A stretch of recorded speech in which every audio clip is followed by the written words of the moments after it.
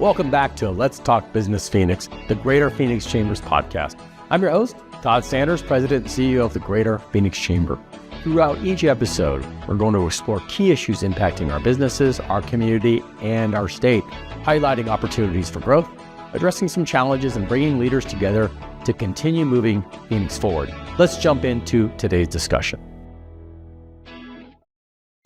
Welcome back to the podcast. We have a really special guest today and a good friend. Carla Vargas Jasa is here. She's the president and CEO of the Valley of the Sun United Way. Carla, thank you for being here. Well, thanks so much for having me, Todd. I'm excited for our conversation. Well, and again, we're close to Thanksgiving. We are. You have obviously an organization to run, but you also have family and friends that are probably on their way. And so thanks for taking the time. My mom's coming in tonight. Okay, mom's coming. And I bet you the Sky Harbor's going to be a little busy. Yeah, she's driving. I'm having someone drive her. It's one of those yes. things. Yes. Excellent. Well, I think hard to imagine there's anybody out there that doesn't know you, but for the one person, tell us a little bit about yourself and also something that we wouldn't know that's not on your bio. Wow. Okay. Well, about myself, yes. I mean, certainly I present the way that I do because of my parents and who they were and are, based upon their experience in Paraguay as activists against the dictatorship there, and had to leave the country because of that. And that's actually the reason I was born here in the U.S. Because they had to. Yes, my dad was arrested, tortured, put in jail for his leadership of student protests back in the 70s of the university movement against the dictatorship there. Tough times. It was tough times. Yeah. It was tough times around the world, and especially in Latin America at that time. And so he came to the States to get his PhD at Penn State University, and so he and my mom came, and that's why I was born there in the international student housing of Penn State University. Nice. And so, my family's work in human rights really has inspired me to want to get involved in human rights from the time that I was at a young age, given all the dinner table conversations that we had. Yeah, you grew up with it. I did. I grew up with it every single day. And as an only child, there's a lot of pressure to, follow, what the family, was interested in or had done so much work on, put so much blood and sweat and tears into. And so I knew that I wanted to do work in human rights, and originally thought I wanted to do work in human rights in Latin America. When I went to college in the early 90s, that's when all of the countries in Latin America that had been under dictatorships were actually becoming democracies. Yeah. And so I thought I wanted to run away to Latin America to do that type of work. And I went to Berkeley and studied political science there. And when I got there and looked around, it was at a time that there was a lot of protesting. The Rodney King verdict had just happened. And there was a lot of voices around the whole community. And also, as I was just living in Berkeley, I realized that there were human rights issues right here in the U.S. and where we live. And so closer to home. Yeah, exactly. And so that really helped me to redirect my energies. I thought I wanted to be a lawyer to do human rights work and realize that there's so much more that can be done at the local level and through the nonprofit sector and environment. And so that's what really drew me to an organization like United Way, being one that really looks at the big picture issues that a community is facing with and can bring together all the right people, resources to develop solutions. And so that's a little bit of my background. I joined Valley of the Sun United Way now 6.5 years ago. Feels like yesterday. I know, it sure does. And I have loved every single moment of it, especially because, my dad's, after he got his PhD at Penn State, his first professorship was at the U of A. And so I spent, young formative years in Tucson. And so when I came here 6.5 years ago to help this great organization continue to elevate its impact in partnership with organizations like the Chamber and many businesses and others, it felt like I was coming home. And so what would be a fact, you told us a lot, but an interesting fact about you that people wouldn't know, they'd be surprised by? Well, gosh, that's really hard to answer always, but I think probably the one that people might be surprised by is that I was a concert clarinetist when I was growing up. I'm glad I asked. With a lot of discipline to that, first chair in different ensembles, and ended up giving it up when I went to college just because of the fact that there's so much rigor and discipline to continuing to be a musician at that type of collegiate level. And so I still have my clarinet. I still have dreams about doing the scales. I actually played the clarinet and played a solo in the jazz band to Sweet Dixie, or I can't remember what the name of the song was, but it was really fun. Yeah. Awesome. Well, see, I'm glad I asked. Yeah. So, and I know people are going to be asking in their minds, does this mean though that you're a Wildcat fan? When ASU and U of A played, you cheer for U of A? So I need to be really neutral, but like in that stomach, I do remember those days, and I'm proud of them.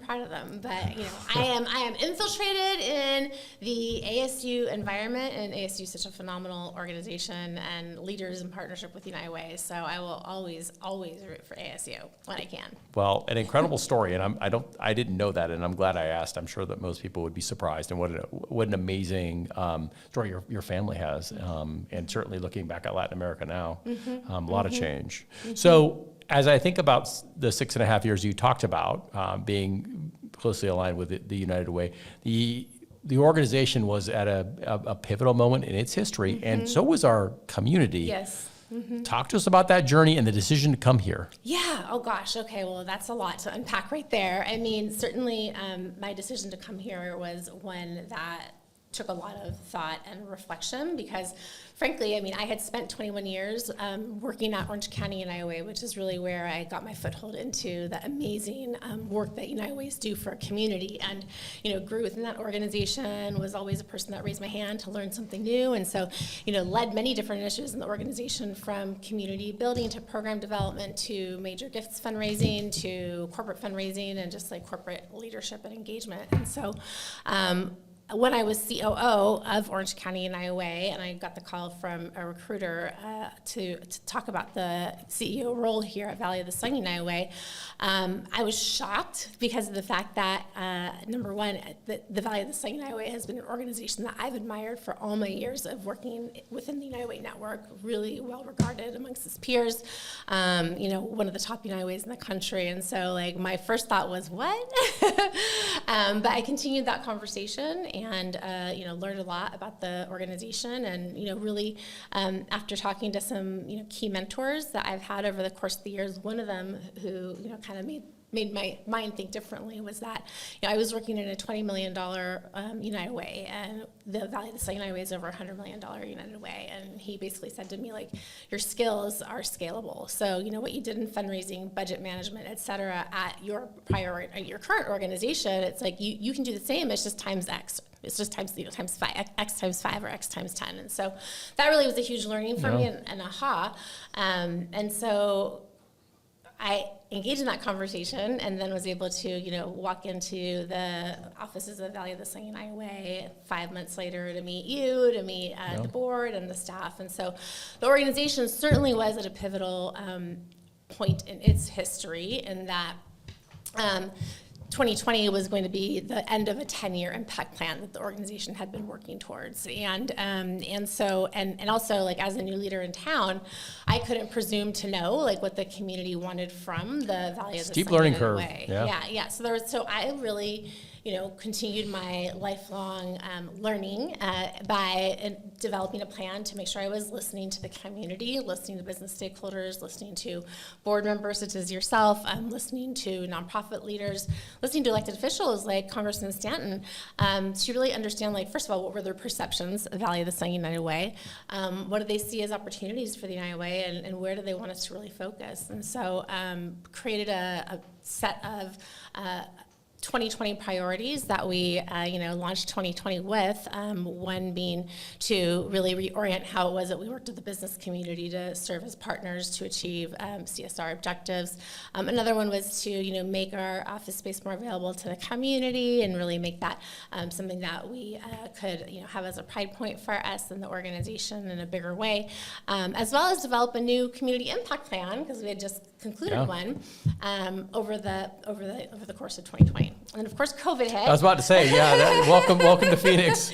Now shelter in place. Yeah. Well, I felt so lucky to have those first 8 months under my belt, and having built all the relationships that I did with that deliberate plan of really listening to people.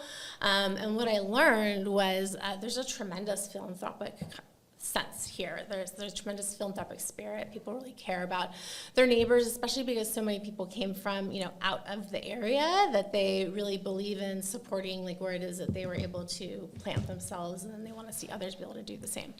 And so COVID hit, and so we as United Way, which is one of our superpowers, were able to, take a pause and to continue to engage our partners to understand what their concerns were through COVID, hitting.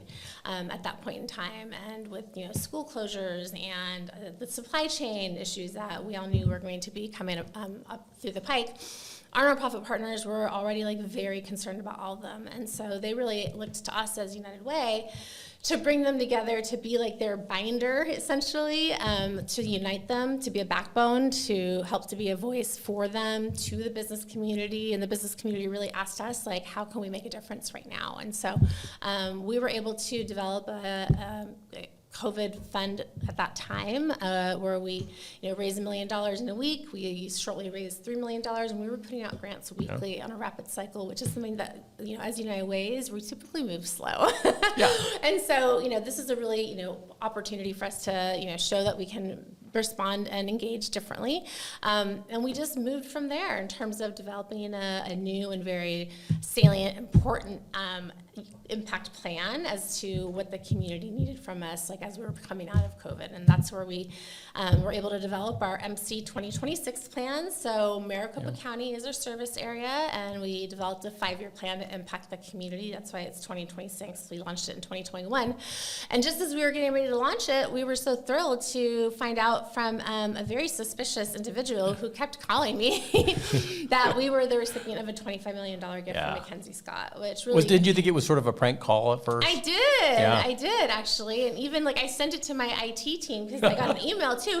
And they're like, you got to block them. We've never heard of them. So anyway, it was pretty amazing and really helped us to catalyze our impact in that way in the community. Well, I maybe for the people who don't know, I have so much respect for what you did, because you did come in at a time when, the organization needed wholesale change. And like all organizations do, and Chamber, when I leave, I'm sure we'll want to do some of that as well. Mm-hmm. But you came in, had to sort of change the wheel on the car while that was driving down the road, and then you had to deal with COVID. Mm-hmm. And now looking at the organization, there's almost no resemblance to what it used to be. So kudos. I mean, Thank you. Really amazing to come into Phoenix for someone who hadn't had any experience here, and to be able to accomplish that. Leadership is at the heart of that. Talk to us about what's your leadership style? What's your philosophy on leadership? Yeah, so my philosophy on leadership is, never ask someone to do something you haven't done yourself. And I think that's one big part of it. The other major part of it is to, again, don't presume that what your consumers or your community wants from you, but you really need to listen to everyone around you, be it, business partners, nonprofit partners. I also spent, when I came to this community and to this role, I had 17 internal small listening sessions with staff to ask them some of the same questions that I asked our external partners. And so, I think that it's always important to understand what people feel and want, and then you can translate that into the long-term plan that the business or the organization or the board of directors, expects for you to develop to get the organization on the right track, make it more impactful, relevant, et cetera. And so those things are really important to me. I would also say, building your own kitchen cabinet of trusted leaders that you can bounce things off of, and also building that type of relationship with, if you lead an organization, with your executive committee or with, some key people that you can reach out to on the board. I think it's really important to many people, I think that have a leadership style that is one of being a maverick, and I think that it's really important to have your bases, covered and really engage people more than you think that you should, to a certain extent, before you move forward with something, which could be super bold that you move forward with, but you've socialized it with many, many key stakeholders and leaders, and I think that's really important to me. But I think at the same time, because I think you had to make some pretty significant decisions, and you did. You got input from everyone, and you heard sort of everyone's opinion, but at the end of the day, you had to make the choice, and you did. You weren't afraid to do that. Any blowback from those tough choices that you had to make? I have not had any blowback from the choices that we made to begin with, anyway, back in 2020, 2021, in terms of we did do some reorganization of the staff, we did some reorganization of the board.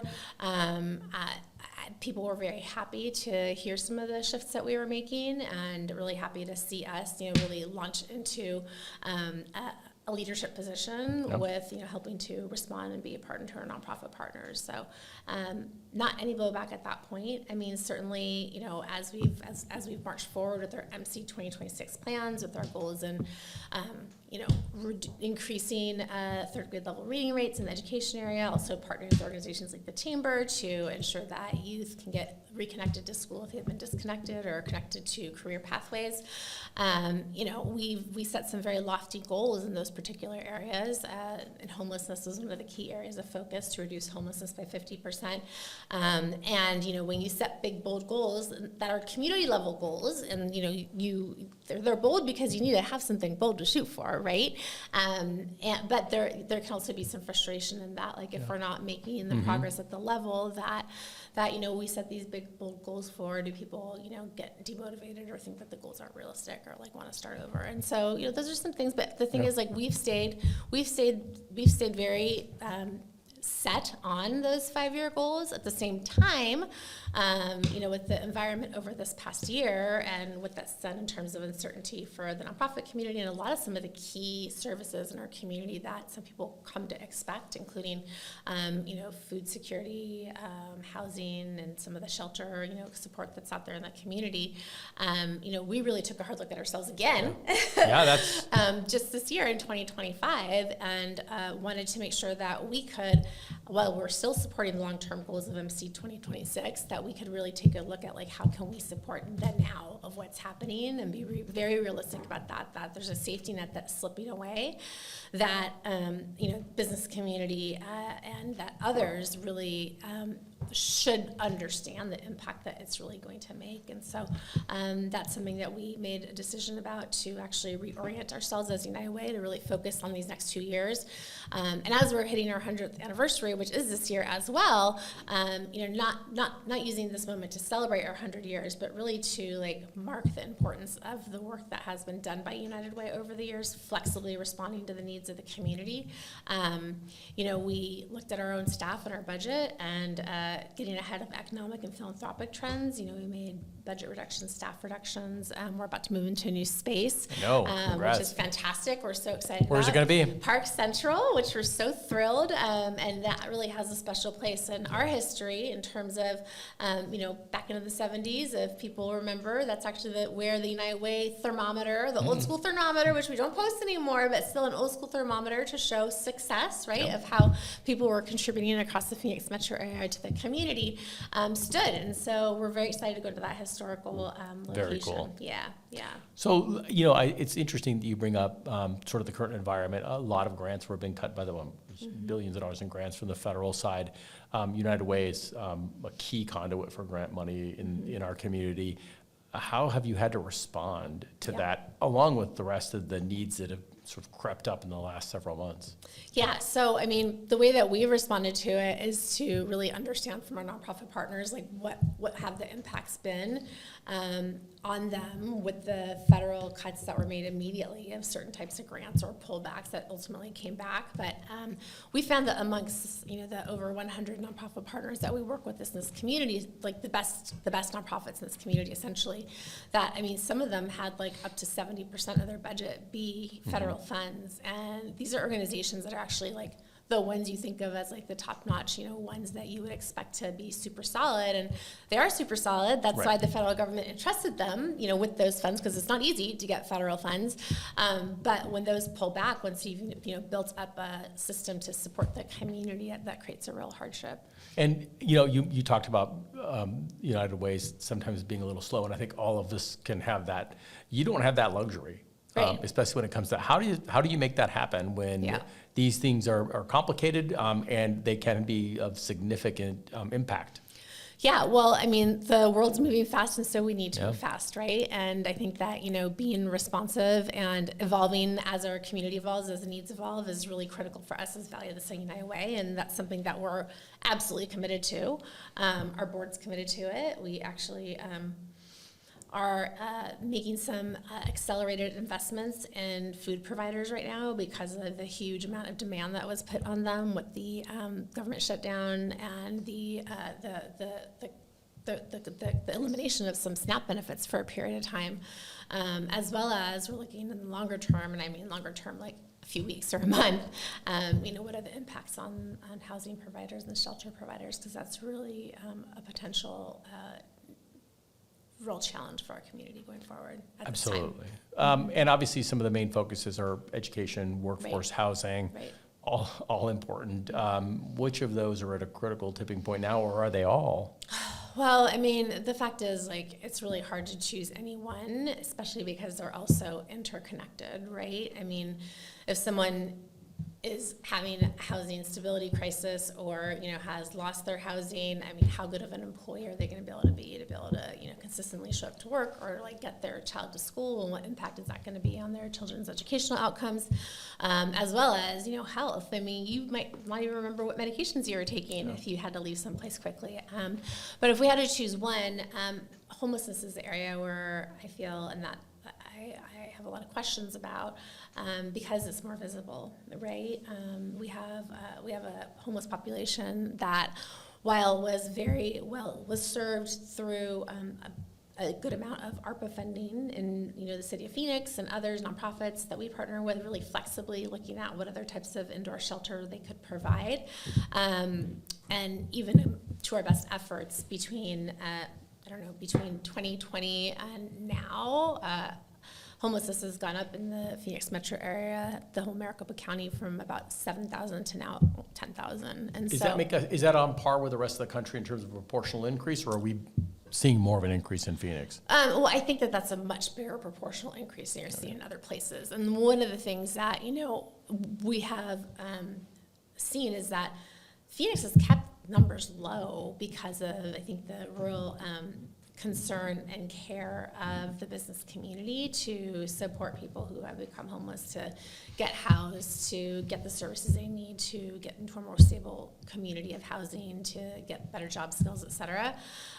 So, I mean, this is an issue that, as the business community, certainly leaders can rally around to help to make calls always, using our voices to elected officials, to the state government, in terms of where we might need to fill gaps and where we might need to fill gaps together, even in the short term. Like, we're never going to fill all the gaps of the public sector, but in the short term, to make sure that, this crisis doesn't end up being even more impactful in our community, to develop some collaborative solutions to address those now. Digging into homelessness, obviously, so many tangential impacts.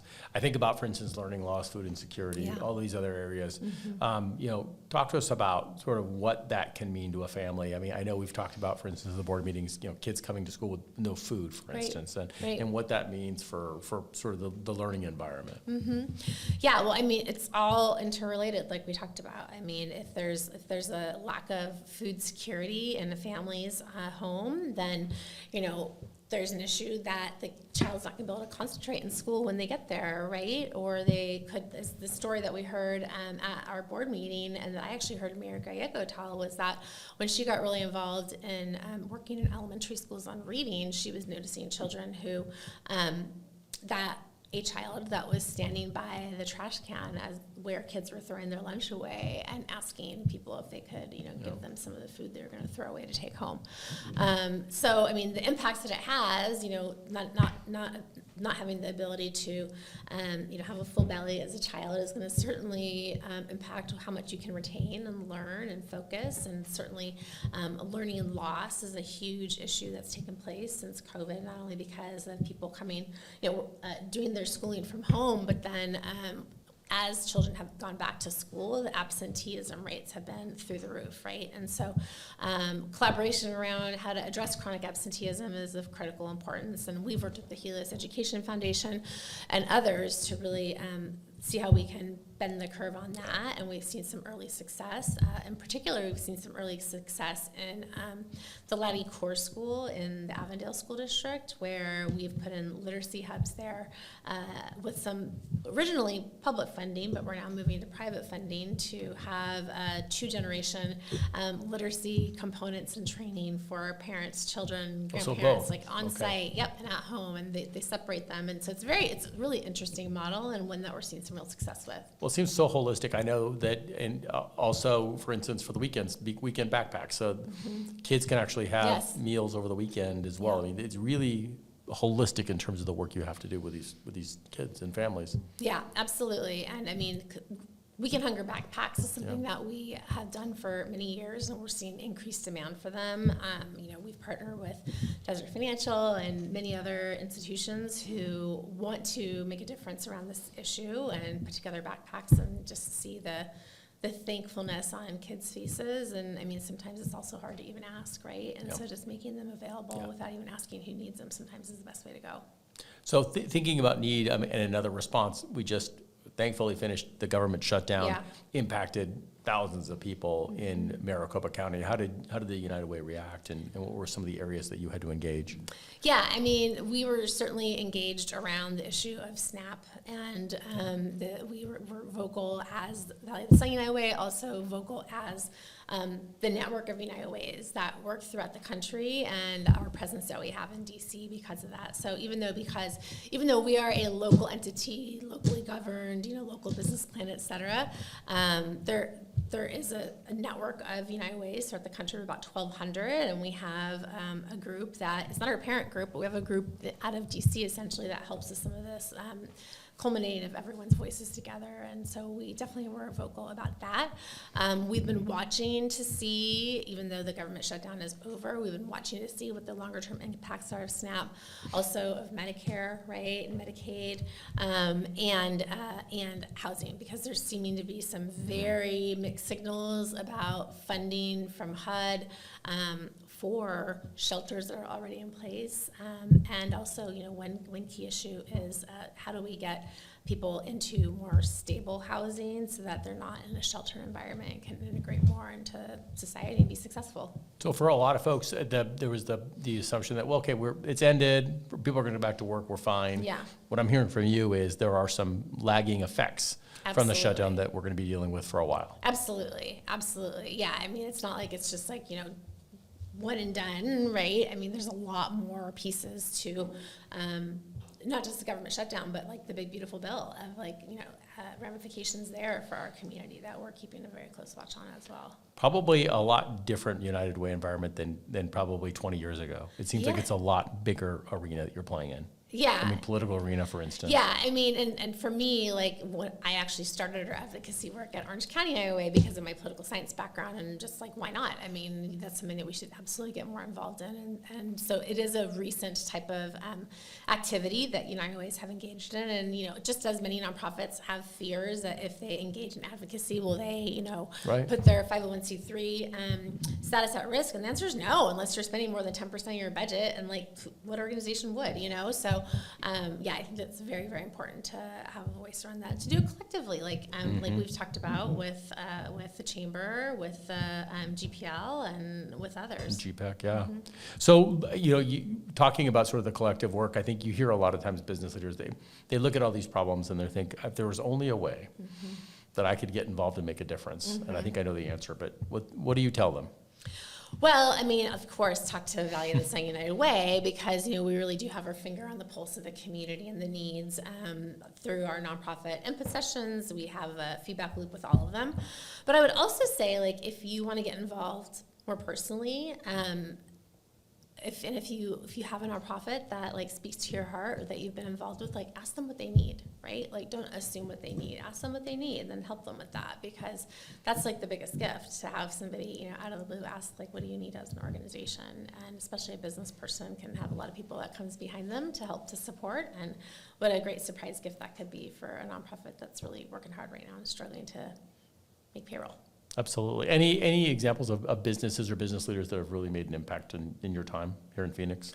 Oh, and I know there are a lot, but maybe a couple examples. Yeah, I mean, I would say like one example, just because I was talking to my team about it earlier, is Blue Cross Blue Shield, right? And like what a tremendous leader Pam Kihali has been for them.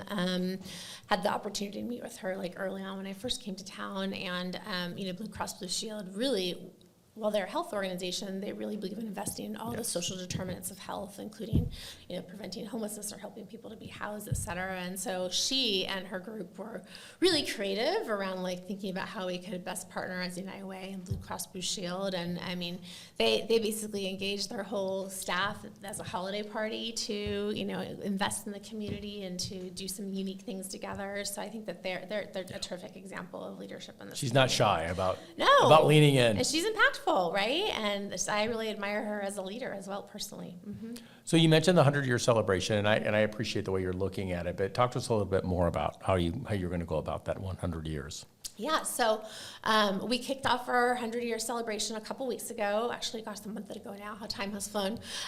In our new office space, and as I said, we're marking our 100 years of impact as we were first created in 1925, and we weren't named the United Way back then. There were several names for organizations that were helping people at home while wars were happening abroad, and so you had Community Chest, you had the War Chest, you had, if some might recall, the Red Feather Society, and there were many of those throughout, actually, Maricopa County. There's a Scottsdale one, there's a Phoenix one, there's an Avondale one, and they ultimately all came together in the 80s, early 90s around to Valley of the Sun United Way. And so what we want to be able to share is, over the 100 years that we've been here in this community, we've evolved as the challenges of the community and the country have evolved, ranging from, polio to, the Great Depression to the real estate, bubble bursting, or, could be also, if you think about it, the internet bubble bursting.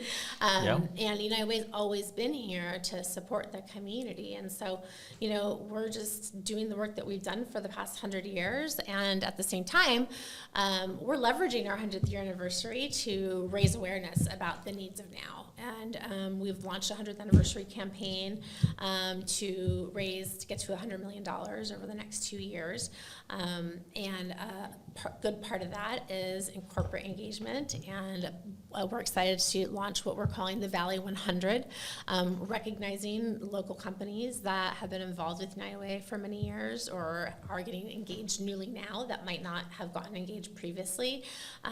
Smaller, locally headquartered, locally founded companies, as well as some of the larger companies that have come to town. So we're using the opportunity to recognize partners differently. And also, we've developed a set of programs and needs that we really feel need to be invested in, and we have I'm very pleased to share out of a $15 million major gifts campaign that, all rolls up to $100 million.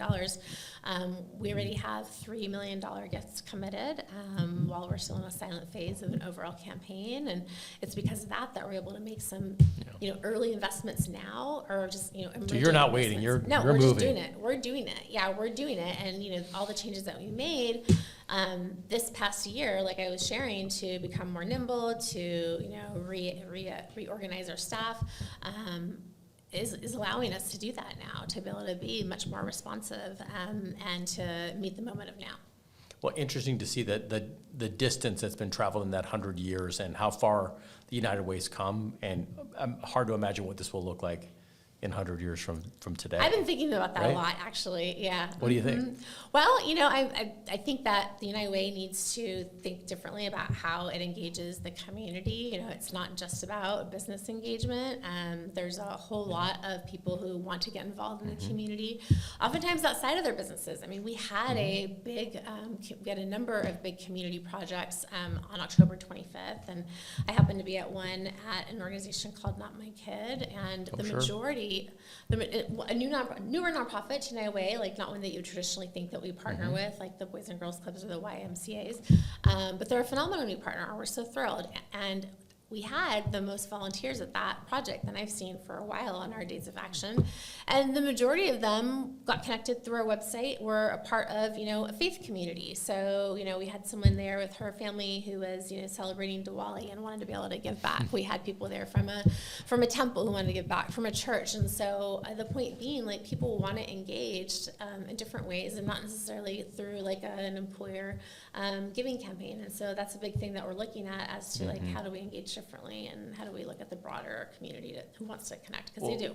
Especially when you look at Gen Z, sort of the TikTok generation, they don't really go to websites, I don't think. And yeah, you know what? I heard someone actually recently at Latasha Cowsey's, big luncheon that she has prior to race week, where one of the race car drivers being interviewed said, like, oh, you must have been looking at the .com. I haven't been on the .com for a while. So, like, where it's at is TikTok and all that. So, I mean, it's interesting that now, like, people are just calling it the .com, just like, jokingly we would call it the Google in the years past. Yes. So we're way behind on that. But we are exploring AI, right? We are looking at AI, how we can be more efficient as an organization. And then also, like, AI in terms of AI agentic, which helps to actually create business processes for you and analyze data for you. And so we as an organization are looking at some of that too right now. Brave new world. Yeah, it is a brave new world, and we need to evolve with it. And so, yeah, I would love to talk to you again. Yes. Let's not say 100 years. Let's say 10 years. Yeah. I like it. Yeah. So are you on TikTok? I am personally not on TikTok, but our organization is. And so you're in it. Yep. We are in it. We have a great social media leader.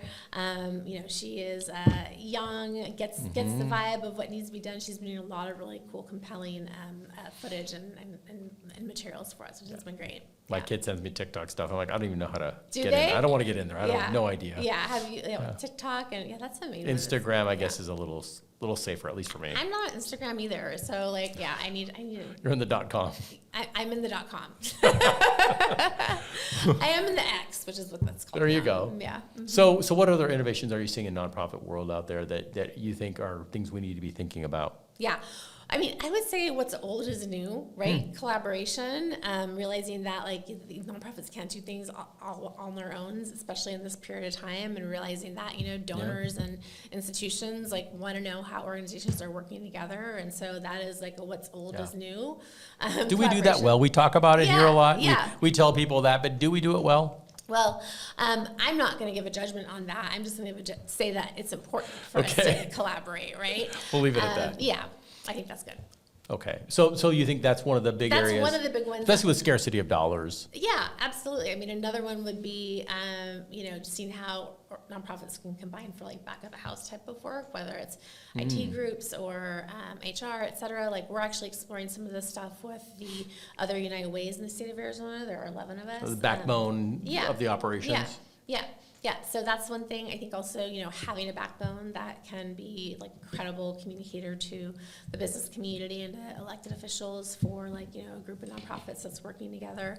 One, innovative thing that we've helped to get off the ground is a program that JP Morgan Chase invested in, with us being in the backbone to help to accelerate and to create a ecosystem for people who've been justice involved, formerly incarcerated, to be able to get back into the work world without having like the immediate stop, like once you say that you have some level of record. And so that's something that's really innovative that we're really excited that we've put together. I think too, just like what's old is new in terms of storytelling, share the impacts of what's happening, have that personal touch with your donors. I think what's old is new is coming back because so many people are on all of the media things that, having that more personal touch is really important. And thinking about sort of everything that's been talked about in Phoenix, so at least for the last 5 years, is sort of the economic miracle that is our community. No question about it. I mean, just amazing growth. We know those opportunities. We know that that's great for our economy. What are some of the challenges that come along with that growth? Yeah, I mean, I think some of the challenges are, having enough housing that's affordable, right, in the places where people are working. I think also the challenge is, getting people trained up and to match exactly with the jobs that are coming to this community with the new companies that are coming to town. I think that, opportunities are that job growth, right? In terms of the phenomenal companies that are high-level types of companies coming to this area that can create, great wealth and income for today's youth who are going to be the people working in their hopefully locations in their boardrooms in the next like 10 or 15 years. So there's a lot of opportunity there, as well as for adults to get retrained into new potential roles and jobs within the marketplace that's been created here with the job growth. So you talk about mighty change, and I like that you think about this as a holistic. It's not one business or one individual or one grant. It's a myriad of things. If everyone listening today had, one thing that they could do, one small thing they could do to improve our community, what are some suggestions for that? Well, like I said, ask a nonprofit that you care about what it is that they need, number one. I mean, another thing that I would say is don't feel that you need to create something new. Talk to some trusted resources like the Chamber, like the United Way, like other organizations to understand like what really is what's the environment, what's the need, are there those types of collective collaborations that are already happening that you can invest in, that you can actually Don't need to reinvent the wheel. Yeah. I think that's a really important one. Well, as we wrap up, it's so interesting when you talk about United Way. I think everyone has a little bit of a different idea. What's the biggest misconception about the United Way and the work you do? I mean, I think that the biggest misconception is that we send all the money to another entity, right? And we do have a United Way umbrella organization that we provide 1% of our annual revenue to in order to be able to use the brand, in order to be able to collaborate on fundraising with national companies, et cetera. So I think that's one big misconception. I think another misconception is that all we do is fund nonprofit organizations, and which unfortunately misses the work that we've really done of late to be a thought leader, researching the big picture community needs, bringing organizations together, setting these long-term goals, having coalitions and how we're going to meet those goals. And so certainly that's one thing that I'd love for people to, adjust their thinking on and to, see us as the organization that's really bringing the nonprofits and the real brain trust together to help to create some bigger picture solutions for the community. And in rapid fashion. Oh boy, here we go. Yeah, you could do a master class on that, I think. So for folks who want to learn more about how they might get involved or provide funding for a lot of the work you do, what's the best way to do that? Is it the .com? Yeah, the .com. It's www.vsdw.org, actually. People can email me. My email address is cjasa@vsdw.org. We have lots of opportunities, again, volunteer-wise, on our website that people can go to. And they can connect with you and ask you about what else they might be able to get involved with as well. Well, it's such an impactful organization, and I am part of the plan. I give on a monthly basis, and there's obviously the choice to give directly to United Way or to direct. I always give directly because I think you guys do such an amazing job of really tackling some of these issues. And sometimes you have to redeploy within a month or two, and those where you can use those dollars to do that. Absolutely, and we so appreciate our partnership with the Chamber and the Chamber's real work to get youth connected to career pathways, and we're so thrilled that we don't need to reinvent the wheel in that because the Chamber is doing it so efficiently and really well done right now. Well, we appreciate that partnership and appreciate you being here today. Yes, for my all the work that you've done. We're gonna finish up with a quick lightning round. Okay. So we'll start with what was your first job? Ooh, my first job was working at Forest Stationers, a little stationery store. Remember when those used to exist? I remember. Those are great. It was a little Hallmark Forest Stationers around the corner from my house when I was a senior in high school to save money to get a car. I was at Tyrolin the other day, and I bought my wife an anniversary present, and I'm like, hey, is there like a Hallmark store here? And they're like, what? Yeah, so those Hallmark stores. Good. So what'd you learn? I wasn't there for very long, so I can't say I learned that much. So you can go to the next job, which was at Disneyland, which I absolutely loved. Did you really? Yes. I worked at Disneyland as an outdoor vendor between my senior in high school and when I went to college. And what I learned there is, man, they know how to do things professionally. Yeah. You're on stage, you're off stage. That means a lot. You need to, be able to represent the company at all times. Yeah. And so that was a really great early That would be a learning cool lesson job. for me. What was your favorite ride then? My favorite ride then was Space Mountain. Yeah. Excellent. Good choice. Okay. We actually are asking more than the normal amount here. So first concert. First concert was Violent Femmes. That is I love it. 100% the right answer. That is a great answer. I love Violent Femmes. And then we'll get a little more esoteric. What gives you hope? Oh gosh, well what gives me hope is that, people care about one another. Humanity is, reaching out and understanding how someone other than yourself is doing. I see that happening in this community. I see that happening around the world. We just need to emphasize that more and give people more ways to do it. Well, I can't think of a better way to end the podcast. Thank you for being here, for everything you're doing for our community, and we'll look forward to having you back in a few years to talk about where we are. Sounds great. Thanks, Todd. My pleasure. Thanks.